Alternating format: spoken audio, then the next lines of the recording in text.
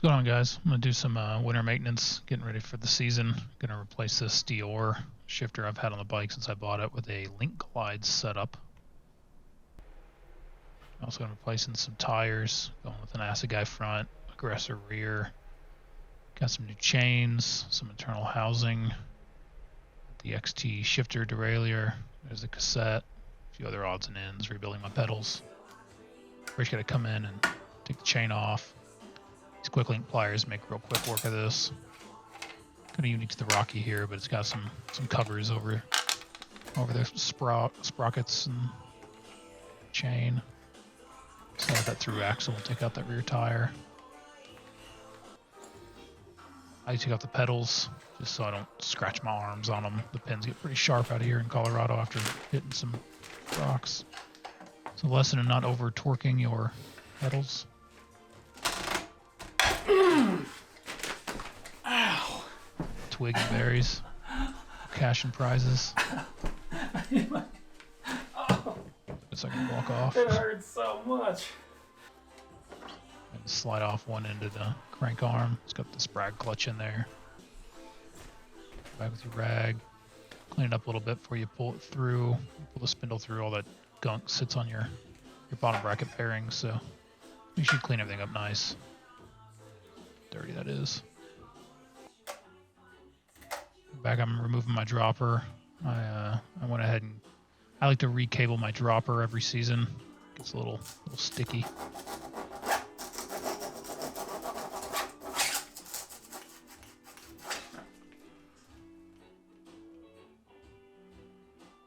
Make sure I don't pull it out too quickly and mess up the cable sheathing inside, because that's a nightmare to replace.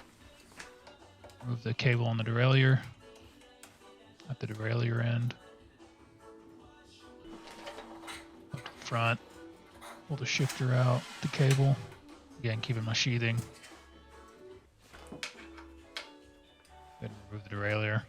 Just one bolt. Quick and simple.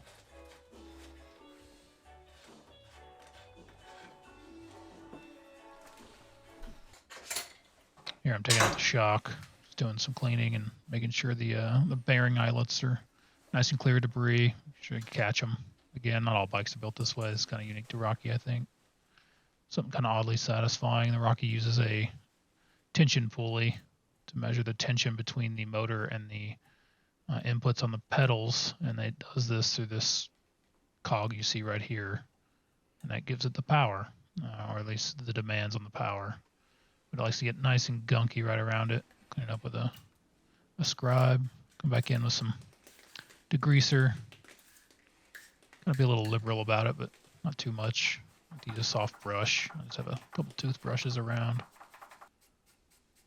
Get back behind it with some rags. Make sure everything's just kind of as clean as you can get. I can't see back there, so probably still some stuff. Gonna flip the bike around. Again, it's kind of unique to Rocky. It's got a drive side chain that I'm gonna maintenance. Just checking for cracks. Looking for any corrosion. Cleaning up the frame. First, I'm gonna degrease the drive side pulleys. The chain rather. Sort of make it as clean as I can. Back in with a rag, a toothbrush, just knocking stuff off. Not getting too crazy with it. We gotta be a little careful here. This is it's kind of a quick link, if you will. It's more of like a motorcycle chain in the way that it operates and the way that it links, but it's super tiny. You can definitely lose this thing. Little foreshadowing.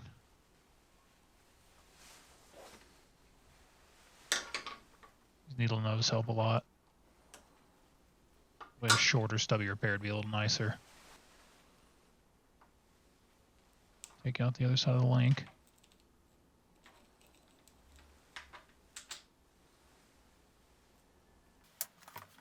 What I'm doing is grabbing some denatured alcohol. This is, I don't know, 80%, 90%, whatever you got around. I like to use the lightest cleaners first. Just sort of see how clean I can get things. It's just a lid to a container. Thought I got it pretty good, but you can see there's junk. It would focus. There's junk in between all the links. I mean, it looks all right, but I'm gonna go a little step further. You can kind of see it in between the links there. Using some lacquer thinner, mineral oil, mineral spirits would work as well. Maybe another type of degreaser. Using this little jar I've saved and just shaking it around like crazy, cleaning as much as I can.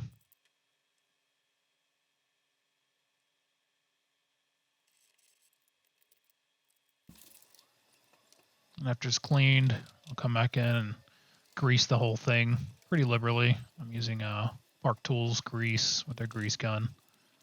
And I'm sure any sort of high temp, maybe not in high temp grease, but general use grease would probably work. This is just bike specific. Putting this thing back in is such a nightmare. You're seeing about 20 minutes into the attempt here. Finally, I just use that scribe to pull down the chain, get the rear link on. At least it holds it in place. You have a whole lot of room to work. And you got to come in with that quick link. And this, again, you're seeing a quick edit, but this is easily an hour's worth of footage of me fooling with this.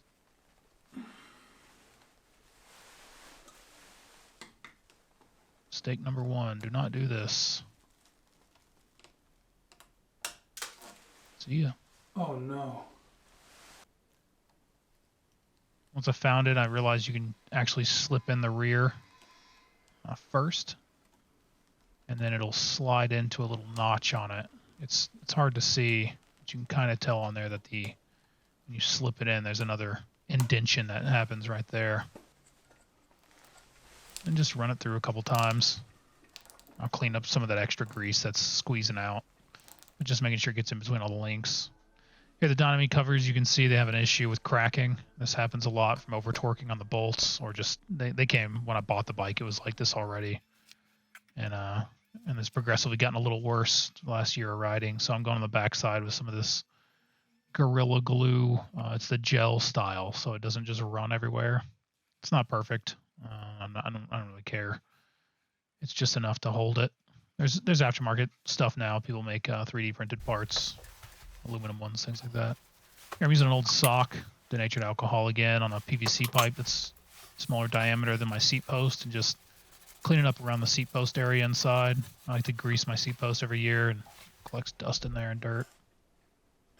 After all the super glue's dried, come back in, torque down. They're like T20, T25 heads, I don't remember, but you gotta just be real gentle with them. You can kind of see it's not perfect. I probably could have sanded it, made it a little nicer. Gonna go ahead and remove the derailleur.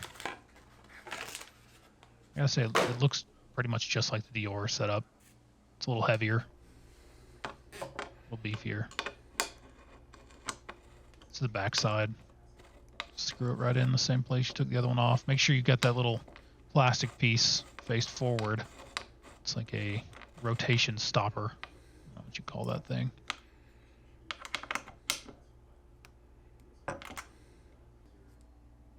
Here's the shifter. Again, Dior.